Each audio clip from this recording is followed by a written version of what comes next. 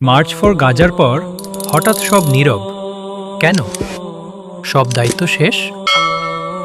March for গাজার সেই দিনটা মনে আছে? রাজপথ ভেসে গিয়েছিল ফিলিস্তিনি পতাকায়। লক্ষ কণ্ঠে উঠেছিল এক স্বর, আমরা আছি, গাজা একা নয়। মঞ্চে দাঁড়িয়েছিলেন বরেণ্য আলেমগণ, চোখে অশ্রু, কণ্ঠে আগুন, হাতে কুরআনের আয়াত। আকাশ কেঁপেছিল সেদিন, পৃথিবী থমকে দাঁড়িয়েছিল বাংলাদেশের রাজপথের দিকে। সেই দৃশ্যের কথা ভেবে এখনো বুক ভরে যায়, কিন্তু একটা প্রশ্নও মাথাচাড়া দিয়ে ওঠে। সেই কান্না কোথায় গেল ভাই? সেই আগুন নিভল কোথায়? গাজায় তো কান্না থামেনি, সুদানে তো রক্ত শুকায়নি, আরাকানে তো ক্ষুধা মিটেনি। তাহলে আমাদের কণ্ঠ থামল কেন? আমাদের কলম শুকালো কোনো অজুহাতে? হাতে গোনা কয়েকজন ভাই বুজুর্গ আজও মাঠে আছেন। কেউ গাজার হাসপাতালে ওষুধ পাঠাচ্ছেন, কেউ সুদানের ক্যাম্পে আটা বিতরণ করছেন, কেউ অন্তত একটি পোস্ট দিয়ে হলেও মজলুমের কথা পৃথিবীকে স্মরণ করাচ্ছেন। তাদের কারণেই হয়তো আজও এই উম্মতের ওপর আল্লাহর রহমত বর্ষিত হচ্ছে। সেই কজনের কদমে চুমু খেতে ইচ্ছে করে, কিন্তু বাকিরা? লক্ষ অনুসারীর প্রিয় মুখ, বড় বড় মাহফিলের আলো, যাদের একটা পোস্ট লক্ষ মানুষের চেতনায় আগুন ধরিয়ে দিতে পারত, তাদের ওয়ালে গাজার নাম পর্যন্ত নেই অনেক সপ্তাহ ধরে। সুদান তো অনেক দূরের কথা। ভয়, দ্বিধা, নাকি অন্য কোনো হিসাব? জানি না ভাই, কিছুই বুঝি না। ইবনে তাইমিয়া রহিমাহুল্লাহ তাতার আক্রমণের সময় কারাগারে বসেও ফতুয়া দিতে দ্বিধা করেননি। সালাহুদ্দিন আইয়ুবী রহিমাহুল্লার পেছনে যে আলেমরা ছিলেন, তারা মৃত্যুর ভয় করেননি। আমরা আজ তলোয়ার চাইছি না ভাই, একটা কলম চাইছি। যুদ্ধক্ষেত্রে দাঁড়াতে বলছি না, একটা পোস্ট চাইছি।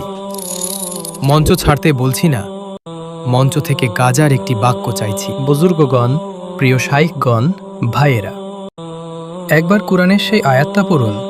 তোমাদের কি হলো যে তোমরা আল্লাহর পথে এবং দুর্বল পুরুষ, নারী ও শিশুদের জন্য লড়াই করছো না, যারা বলছে, হে আমাদের রব, এই অত্যাচারী জনপদ থেকে আমাদের বের করে নিন। সূরা নিসা ৭৫। গাজার শিশু, সুদানের মা, কাশ্মীরের কিশোর, প্রতিটি কণ্ঠ আজ এই আয়াতই আবৃত্তি করছে।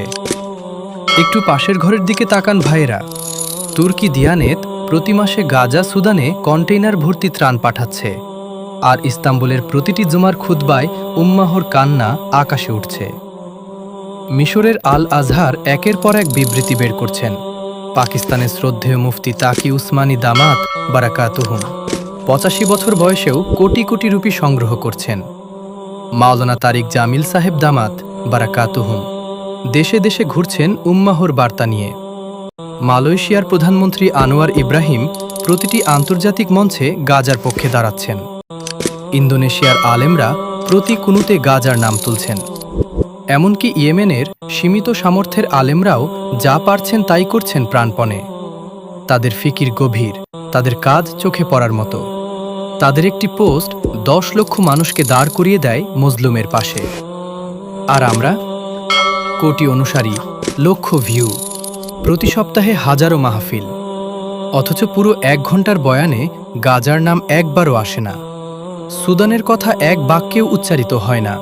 কাশ্মীরের কান্না এক দীর্ঘশ্বাসেও ছোঁয়া যায় না। তারা ফিকিরে আগে, আমরা পেছনে। তারা কাজে আগে, আমরা স্থির।